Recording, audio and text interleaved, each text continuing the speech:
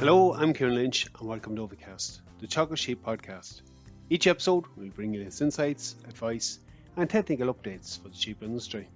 In this episode, we're joined by Wesley Power, Veterinary Technical Consultant with Elanco Animal Health. As we enter the risk period for blowfly in sheep farms, Wesley starts off by explaining some of the predisposing factors. He moves on to explain the life cycle of the blowfly and how it affects our various control options. We discuss these control options in more detail, with Wesley explaining how each of them work. With many producers relying on topical applications as a control practice, we discussed the importance of correct application method and how it impacts on product efficacy. Given that the risk period for blowfly is quite long, we also discussed the need for repeat applications in certain systems. We finish up with Wesley encouraging farmers to consider treatment to prevent blowfly on farms before strike occurs. We start off, however, with Wesley explaining why it poses such a risk on sheep farms from now on. Big issues, it's first and foremost as a welfare issue. Blowfly strike is extremely common on sheep farms. A survey there a couple of years ago that we did in the UK and Ireland showed that 94% of farmers said that they had fly strike cases on farms over the past few years. So very common problem, and obviously it's also going to affect production. So if you have a lamb that's struck, it's very difficult for those lambs to get going again, and they always have a mark on them afterwards as well of where the strike lesions were. Just when you mentioned strike lesions, Wesley, like typically we think of it on the rear ends of lambs, but it can occur in other regions. You might just go through that. Yeah, I suppose blowfly strike is caused primarily in this part of the world by the green bottle, and they're attracted to organic matter, and any type of a discharge that you have from any type of wound will attract them. So first of all, of course, if you have lambs or ewes or rams with scour and their fleece is contaminated in the rear end area, then that's a target for blowfly.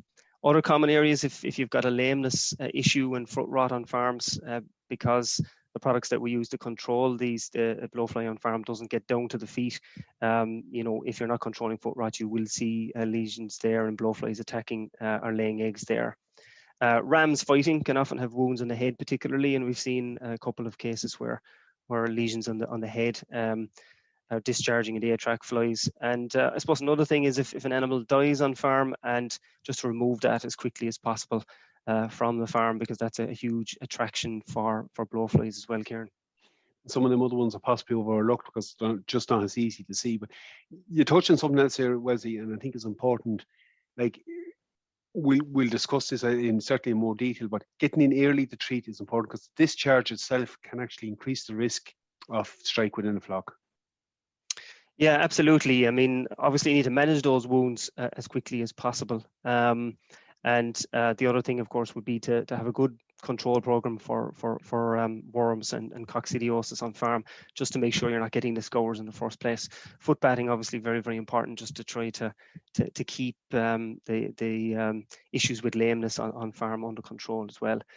The blowfly, as we said, the main one is the green bottle, and it's organic matter that she's attracted to. So the cleaner that those sheep are, the healthier those sheep are, and the less likely that the blowfly is going to be targeting or attacking them. And look, it's something else that's important. Obviously, shearing is one of the practical mechanical control measures early in the season, but clean lambs, clean back ends, dagging them, it has implications for the control options as well. We'll touch on later, but they're all little practical management issues that can be attended at this time of the year. Yeah, absolutely. And obviously, shearing is a big control mechanism that we can use on farms. I suppose traditionally shearing can occur at different times of the year depending on what part of the country we're in. But removing the fleece is part of the control mechanism. It makes the sheep and the lambs feel more comfortable as well. But it is, the blowfly is attracted to the fleece because it's a nice little incubator for her eggs. And even if you haven't got fecal contamination or you haven't got wounds, there will still be some individual sheep that will be struck. And it's because that fleece is so nice. It's such a nice, cozy place for those eggs to be laid. Just like when you mentioned that, it's probably no harm to go through the life cycle a little bit on how the actual blowfly it works, but because it has implications for the various control options we have, you might explain that to us in a little bit more detail. Yeah, so the green bottle, I suppose, like all living creatures, Ciarán, on the planet, and her primary goal, the female fly, is to lay eggs and make sure that her species continues. So she will lay eggs on organic matter, and when she does that, within 12 to 24 hours, those eggs will hatch and produce what we call first stage maggots. So these guys are very small. They're much smaller than the stage 2s or stage 3s. But the key thing is they don't have any mouth parts, so they don't necessarily create any lesions on the sheep. But they very quickly develop into stage 2 maggots. And stage 2 maggots are slightly bigger, but more importantly, they have mouth parts. So they will physically create the lesions. They're physically eating the flesh of the lamb or the ewe that they're actually attacking. They will then develop onto stage 3s, which are slightly bigger. These stage 3s then fall off the sheep into the environment, and they form a little cocoon, what we call a pupa. And inside there, they change into an adult fly, which then hatches out of that cocoon. It's a little bit like the caterpillar changing into the butterfly. It's the same type of process. Like, look, there's implications there for control we'll touch on, but it probably draws up another key point, Wesley, that if you get in control and early in the season, you can reduce some of the risk on farm as opposed to increasing that population for later in the summer. Absolutely key, Ciarán. So the earlier that we intervene in the life cycle and prevent the life cycle from being completed, then the lower the number of flies that we're going to have for later on in the season. And this is something that's important for your own farm as a farmer, but also for all your neighbors. The quicker you can get the general fly population under control, the better for the control of the problem in the long term over the summer months. Look, in terms of control options, like there's a number of different ones on the market, but the basic types, like we've plunge dipping obviously, but a large proportion of the population are dependent on pour-ons. They're broke down really into two separate categories, Wesley. Would you just explain maybe how they work and what kind of periods of cover we get from them? Yeah, so I suppose first of all, we have the insect growth regulators, Ciarán, and these are, as you said, pour-ons, and there are, I suppose, 3 different products within this group on the market. That's Click Extra, and ClickSen. Now, they are licensed for the prevention of blowfly strike, Ciarán, because they work by interfering in the life cycle, and they prevent stage 1 maggots developing into stage 2 maggots. Okay, so the key thing here is that when you don't have stage 2 maggots, you're not going to get any lesions because these are the guys that have the mouth parts. And going back to our earlier point, the earlier we apply the products, obviously, the quicker we can intervene in the life cycle. So, waiting to see blowfly strike and then treating is not an option with insect growth regulators. You have to be put on before you have large numbers of flies in the environment. In terms of the duration of action of those products, so traditionally, probably everyone's aware of Click, that's going to last for about 16 weeks after application, and it has a 40-day meat with hold time on it. Click Extra will last for 19 weeks, and it also has a 40-day meat with hold time. And ClickSen is going to give 8 weeks cover and has only a 7-day meat with hold time on it. In terms of application with those products, you can shear your sheep today, and you can apply Click and Click Extra on the same day. Okay, but with ClickSen, you have to give 3 weeks of regrowth of the fleece before you can apply ClickSen. So just be aware of that. The other option with regards to pour-ons, then, Ciarán, is the Ceperamethrin-based type products, or what's known as synthetic pyrethroids. So the group is synthetic pyrethroids, and they are applied as a pour-on as well, but they are insecticidal, so they will kill the larvae, and they will also kill the eggs and the flies themselves. They give a shorter duration of action generally, but again, they are also available or can be used also for treating blowfly strike. And as you mentioned as well, you mentioned plunge dipping. Usually that's organophosphates that we're talking about using there. And again, the dips can be used for both prevention and treatment of blowfly strike. Like the choice there is really dependent on the system in all them cases, particularly with the longer withdrawal period. So that will depend on, is it long keep lambs, short keep lambs, and obviously for you, the longer duration of cover is important. And I suppose, Wesley, just to clarify there, like that period of cover, it is variable depending on them products, but they're still actively killing, assuming they're put on right the first day and we get good binding. And that probably leads us into the next big challenge. Correct application, both in physically applying the product, but also that the sheep is in a suitable condition, that there's, it's not a very dirty fleece, and that conditions are dry on the day it goes on. How big of an impact has that on the efficacy of these products? Yeah, so the efficacy of these products, Ciarán, you're dead right, really does depend on the way they're applied. Obviously, being products that are applied externally to animals, they're always going to be exposed to the elements and animals rubbing off of a fence post and other things in the environment. So it's very important to be conscious of that. But the first thing, I suppose, with regards to application is just to be safe ourselves, and to wear proper protective clothing and gloves. Try to put them on in an open environment rather than a closed shed if possible.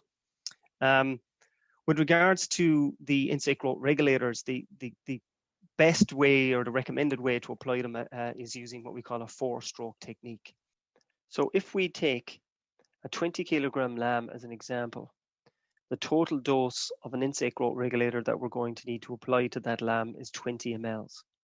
So if we take that total dose of 20 mLs and divide that into quarters, that equates to 5 mLs. So we set our applicator gun to 5 mLs, and we deliver the total 20 ml dose onto the individual sheep using 4 5 ml applications. So we start with the first application from the back of the sheep's neck to the middle of the back. The second application goes from the middle of the back to the rump. The third application goes from the hock on the hind limb up to the rump, or up around the tail head. And the fourth application goes from the hock up to the tail head on the opposite hind leg. And so the reason we're going from hock up to rump on the rear end of the sheep is to make sure that any excess product that comes out at the end of the gun, when we squeeze that gun, is actually deposited onto the sheep's back. It's important, I suppose, to remember with application that first of all, that the gun should be calibrated beforehand to make sure it's delivering what it's supposed to be delivering. Second of all, that we're using the correct tip on the applicator, and this can be quite confusing, I suppose, for some farmers. But it needs to be a fan spray tip. So this is the tip with a horizontal slit on it. And then when we're applying the product, we need to actually hold the gun about 1 foot to 1.5 foot away from the fleece, so that we are getting a wide enough band across their backs, so that the product will bind properly to the fleece, and then have the greatest chances of spreading around the fleece afterwards. So they're really the key things. And the last thing, I suppose, is that you try to overlap the strokes as you're putting on the product using that 4-stroke technique. By dividing that product up, Wesley, even from a practical point of view, you're probably actually saving on the product as opposed to going in one application on it. You have less risk of wasting it, or the sheep moving at the wrong time and you're not getting it applied correctly. Absolutely, Ciarán, and I think traditionally we would have lots of farmers applying the product maybe in 3 or 2 strokes, and the difficulty is that if you're trying to apply 35 or maybe 40 mLs maybe of these products in 2 strokes, it's just not practical to do it and get all of the product onto the sheep. You'll end up with lots of the product either on the sheep beside the one you're trying to treat, or indeed on the ground. And that brings up another point, I suppose, with regards to where the sheep should be when you're applying the product. You need to have access to the rear end of the sheep, I suppose, particularly. So it's better to have maybe 10 or 15 ewes in the pen, relatively loose, so that they can actually move around, and so that you have access to the whole back and the rump of the sheep as you're applying the product, rather than putting them into a race or a chute. If you do put them into a chute or a race, then it's very difficult to get access to the rear end and to apply the product properly. I think that's a very good point. And oftentimes a lot of that product will end up on the race and maybe not on the fleece where you need it. Absolutely. And I suppose the other thing then is that when they're let out of the pen that they're in, is just try to make sure, if you can, that they're not rubbing off of fence posts or gates and things afterwards, because the product needs time to bind to the fleece, to bind to the lanolin and the wool, and then it will stay there and it will spread. But if you have a sheep rubbing off of something afterwards, then a lot of the product's going to be removed by that friction. And that's just one point I might want to put you back over slightly, because there is a little bit of a difference between the synthetic polyurethrides and insect regulators and products that are available. The overlapping of the spray, the binding on the fleece, that's a very important element for the period of cover. Just how does that work, Wesley? Yeah, that's a very good point. I mean, the suspension that the insect growth regulators are suspended in has got a binding technology in it, Ciarán, that allows the active to bind to the lanolin, which is the oily kind of material in the fleece. And so when you're applying it, we're only applying it to the sheep's back and on the rump, but because of this binding technology, it's able to then spread within the lanolin on the wool. And that's one of the key differences, I suppose, between the insect growth regulator products and, say, using the synthetic pyrethroids. They don't have a binding agent on them, and therefore their duration of action is shorter, and they probably don't spread within the fleece as well as the insect growth regulators do. And like just on them two shorter products, they need to go back in again later in the summer. Like our risk period, okay, it starts if temperatures ever warm up at the moment from now on, but that risk period continues right through into September, even into October in some cases. So for some of them products that you may be taking to use, particularly in lambs, because of the shorter withdrawal period, there is a need to go back in and treat as the year progresses. Yes, absolutely. Particularly, if you're using synthetic pyrethroids to prevent blowfly strike, then you're definitely going to need multiple applications throughout the year.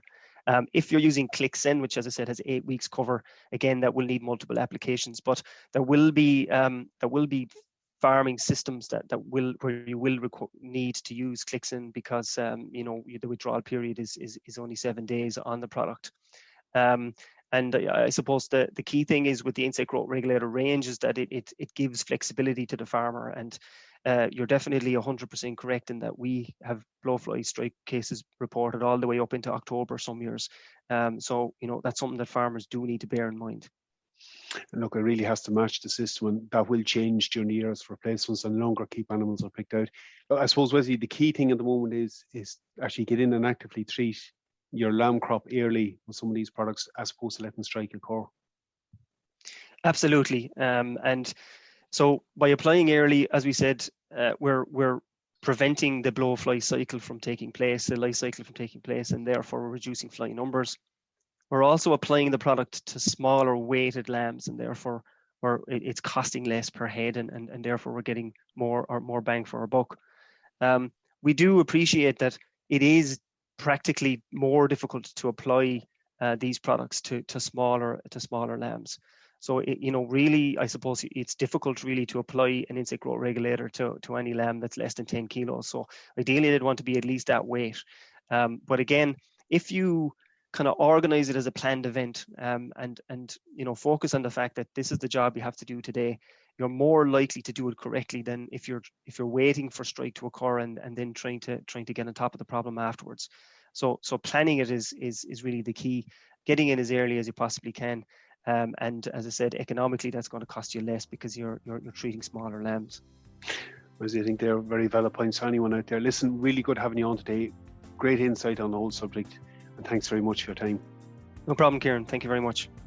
Okay, we're going to wrap things up at this point. Again, Wesley highlighted a lot of the key things we need to focus on when we're talking about blowfly control, the importance of correct application method, choosing a product that is suitable for your farm, considering the withdrawal dates, and also being aware of the period of cover that each product offers, and the need to go in with a repeat application where needed. I will include a short link in the description to a video we produced last year, just highlighting the importance of that correct application method. Again, I think it's something important to focus on this year when applying product. That's it for me for this episode. Again, for any updates from our sheep program, keep an eye on our Twitter page at Teagasc Sheep. I'm Ciarán Lynch. Thanks for joining us. Don't forget to subscribe and listening to any of our episodes.